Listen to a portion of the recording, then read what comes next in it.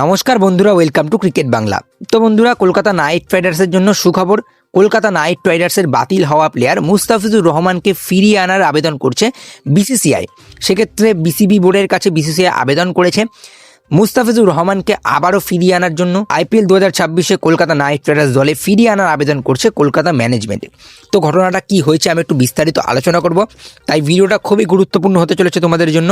যদি দেখে থাকো অবশ্যই সম্পূর্ণ ভিডিওটা মন দিয়ে দেখতে থাকবে।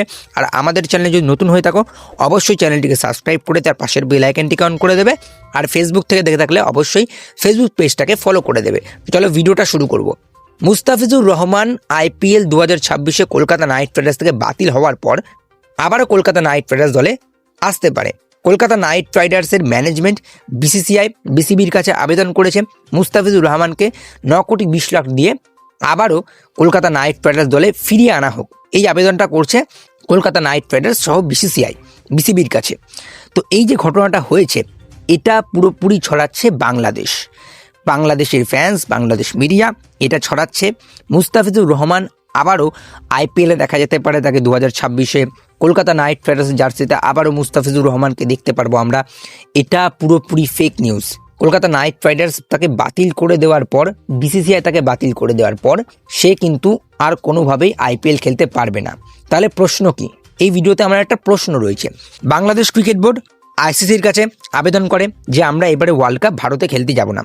ঠিক আছে, তোমরা এসো না। কিন্তু ইন্টারন্যাশনাল ক্রিকেট কাউন্সিল বোর্ড কী করলো? ইন্টারন্যাশনাল ক্রিকেট কাউন্সিল বোর্ড সরাসরি বাংলাদেশকে জবাব দিল, আমাদের হাতে আর বেশি সময় নেই, ওয়ার্ল্ড কাপ আর 1 মাসও হাতে নেই, সুতরাং এখন সেই শিডিউলটা চেঞ্জ করা যাবে না, সুতরাং বাংলাদেশকে ভারতেই আসতে হবে। বাংলাদেশ সেই প্রস্তাবে রাজিও হয়ে গেল যে ঠিক আছে আমরা ভারতে খেলতে যাব। কিন্তু বাংলাদেশ যে ভারতে খেলতে আসছে সেখানে বাংলাদেশের প্লেয়ারদের হাই সিকিউরিটি দরকার, এটা বাংলাদেশের ক্রিকেট বোর্ড জানিয়েছে। তো প্রশ্নটা হচ্ছে আমার বিসিসিআইয়ের কাছে, যে ক্রিকেটের মধ্যে যে রাজনীতিটা ঢুকিয়েছে, দেখো প্রথমে ব্যান করেছিল, বাতিল করেছিল মুস্তাফিজুরকে। আমি স্ট্যান্ড নিয়েছিলাম বিসিসিআইয়ের কাছে যে ঠিক করেছে, ঠিকঠাকই করেছে, আমি পাশে দাঁড়িয়েছিলাম বিসিসিআইয়ের। কিন্তু প্রশ্নটা হচ্ছে বাংলাদেশের 15টা প্লেয়ারকে যদি তোমরা হাই সিকিউরিটি দিতে পারো, বিসিসিআই সহ রাজনৈতিক দল সবাইকে আমার একটাই প্রশ্ন থাকছে, যদি 15 জন বাংলাদেশি প্লেয়ারদের হাই সিকিউরিটি দিতে পারো তাহলে সেই একটা প্লেয়ারের হাই সিকিউরিটি কেন দিতে পারলে না? আমি আবারও বলছি, কলকাতা নাইট রাইডার্স ছাড়া CSK, Mumbai Indians, Rajasthan Royals, royal Challengers Bangalore যেই দলেই মুস্তাফিজুর রহমান থাকতো সেই দল থেকে কিন্তু তাকে বাতিল করা হতো না। তাহলে কলকাতার সাথে এটা কেন হচ্ছে? দেখো আমি আগেই বলে দিচ্ছি, এই আমাদের West Bengal Kolkata Knight Riders, আমাদের বেঙ্গল ক্রিকেটে কিন্তু প্রচণ্ড পরিমাণে রাজনীতি চলে। আমি আবারও বলবো, কলকাতা নাইট রাইডার্স ছাড়া সিএসকে, মুম্বাই ইন্ডিয়ান্স, এছাড়াও Rajasthan Royals, royal Challengers Bangalore, Gujarat Titans, বাকি দলগুলোতে যদি মুস্তাফিজুর থাকতো মুস্তাফিজকে ব্যান করতে পারতো না, মুস্তাফিজকে বাতিল করতে পারতো না। দেখো আমি বাংলাদেশের সাইড নিচ্ছি না, যেটা সত্যি আমি সেটাই বলছি। আমাদের বেঙ্গল ক্রিকেটে এতটা পরিমাণে রাজনীতি চলছে এখন, এই মুহূর্তে সামনে ভোট, রাজনীতি এমনভাবে ঢুকিয়েছে, ক্রিকেটের মধ্যেও রাজনীতি ঢুকিয়ে দিয়েছে, যেখানে আমি বলছি যদি বাংলাদেশের 15টা প্লেয়ারকে আমরা হাই সিকিউরিটি দিতে পারি তাহলে একটা প্লেয়ারকে দিতে পারতাম। মুস্তাফিজুর তো ভালো বলার, মুস্তাফিজুর ভালো ছেলে, সে ভালো ক্রিকেটার। এখন কলকাতা নাইট রাইডার্স যখন মুস্তাফিজুর রহমানকে এত কোটি টাকা দিয়ে কিনলো, কলকাতা নাইট রাইডার্সের উপর আঙুল তুললো। আমি শুধুমাত্র কলকাতা নাইট রাইডার্সকে কেন দোষ দেবো, যেখানে দিল্লি ক্যাপিটাল, সিএসকের মতো দলও কিন্তু এই বিডিং ওয়ারে সামিল ছিল। তাহলে প্রশ্ন আমার এখানেই, যে প্রথমে তুমি মুস্তাফিজুরকে বাতিল করতে পারতে, কিংবা আইপিএল শুরু হওয়ার আগে সমস্ত বাংলাদেশি প্লেয়ারকে এই আইপিএল থেকে বাতিল করে দিতে, এটা প্রথমে করতে পারতে।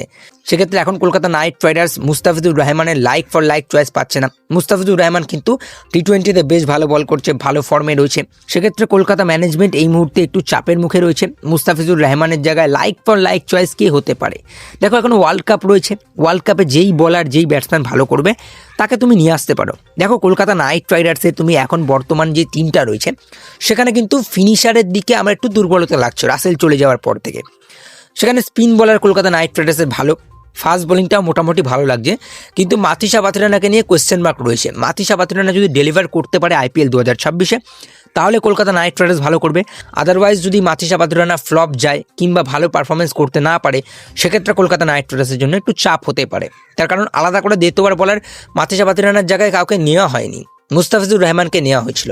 সেক্ষেত্রে মুস্তাফিজুর রহমান যদি প্রথমেই বাতিল হয়ে যেতেন আইপিএল 2026 থেকে, সেখানে অকশনে হয়তো ম্যাট হেনরি, কোপার কননালি এরকম কিছু প্লেয়ারকে কিন্তু কলকাতা নাইট রাইডার্স টার্গেট করতে পারতো। কিন্তু এই যে লাস্টে কলকাতা নাইট রাইডার্সই নিল 9 কোটি 20 লাখ দিয়ে, এবং তারপরেই কলকাতা নাইট রাইডার্সের দল থেকে বাতিল করা হলো মুস্তাফিজকে, এটা আমার একটু খটকা লাগছে। এখানে একটু রাজনীতি ঢুকেছে, আর আমাদের বেঙ্গল ক্রিকেটে এই রাজনীতি চলছে। তো তোমাদের একটা কথাই বলবো যে ফেক নিউজে কান দিও না। মুস্তাফিজুর রহমান পুরোপুরি বাতিল হয়ে গিয়েছে, পিএসএলে তিনি সাইন করে নিয়েছে। যেই প্লেয়ার একবার কোনো লিগে সাইন করে নেয় সেই প্লেয়ার কিন্তু অন্য লিগ খেলতে পারে না। তাই ফেক নিউজ ছড়াবেন না, ফেক নিউজ কান দেবেন না। সম্পূর্ণ সঠিক নিউজ জানার জন্য অবশ্যই ক্রিকেট বাংলা ইউটিউব চ্যানেলটিকে সাবস্ক্রাইব করবেন। মুস্তাফিজুর রহমান বাতিল হওয়ার পর মুস্তাফিজুর রহমানের বদলে কোন কোন ফাস্ট বলার রয়েছে এই নিয়ে আমি অনেক ভিডিওতেই বলেছি, এখানে একটু ছোট্ট করে বলে দিই। সেখানে অনেকগুলো বোলিং অপশন রয়েছে। গুস আটকিনসন রয়েছে ইংল্যান্ড থেকে জশ টাং রয়েছে, সাউথ আফ্রিকা থেকে জুরাইল কোয়েটজিয়া রয়েছে, সাউথ আফ্রিকা থেকে ওটনেল ব্যাটম্যান রয়েছে, অস্ট্রেলিয়া থেকে সিন অ্যাবট রয়েছে, অস্ট্রেলিয়া থেকে জ্যাক উইল্ডারমার্ট রয়েছে, আফগানিস্তান থেকে ফাজালাক ফারুকির মতো বোলিং অপশন রয়েছে, নাভিন উলাকের মতো বোলিং অপশন রয়েছে, ওয়েস্ট ইন্ডিজ থেকে আলডারি জোসেফ, এছাড়াও সামার জোসেফের মতো অপশনস রয়েছে। তো অপশনস অনেকগুলোই রয়েছে, যেখানে উইল সাদারল্যান্ড এছাড়াও ডোয়েন পিটোরিয়াসের মতো ডেথ বোলিং অপশন আছে। বোলিং অপশন অনেকগুলোই রয়েছে, কিন্তু আমি একটু আগে বলেছিলাম যে কলকাতা নাইট রাইডার্সের জন্য এবার একটুখানি ভাবার বিষয় যে লাইক ফর লাইক চয়েস হতে পাবে না। মুস্তাফিজুরের মনটা অনেকটা ভেঙে গিয়েছে, মুস্তাফিজুর রীতিমতো ক্ষোভে পড়ে গেছে। কলকাতা নাইট রাইডার্সেরও এবারে খুব এক্সাইটেড ছিল মুস্তাফিজুর রহমান 9 কোটি 20 লাখ দিয়ে কলকাতা নাইট রাইডার্স জার্সিতে হোম কামিং যেটাকে আমরা বলেছিলাম সেটা আর হচ্ছে না। তো একটা কথাই বলবো, ফেক নিউজে কান দিও না। রাজনীতি চলছে ক্রিকেট নিয়ে, সেই রাজনীতি থেকে দূরে থাকো। অবশ্যই যদি ক্রিকেটকে ভালোবাসো, যদি ক্রিকেটের সত্যিকারের ফ্যান হও, তাহলে ক্রিকেটের মধ্যে রাজনীতি এনো না, ক্রিকেটের মধ্যে রাজনীতিতে কান দিও না। তো আজকের ভিডিওতে এইটুকুই। যদি ভালো লাগে অবশ্যই বেশি করে লাইক করে দিও, বেশি করে বন্ধুদের কাছে শেয়ার করে দিও। আর আমাদের চ্যানেলে যদি এখনও নতুন হয়ে থাকো সাবস্ক্রাইব করে দিই, তার পাশের বেল আইকনটিকে অন করে দিও। আর নতুন ফেসবুক পেজটিকে ফলো করতে ভুলবে না, যেটা আমার এই ভিডিওর ডেসক্রিপশানে দেওয়া আছে। তো চাও তাড়াতাড়ি ফেসবুক পেজটাকে ফলো করে নাও। তো চলো আজকে আর বেশি কিছু বলবো না, বাই বাই।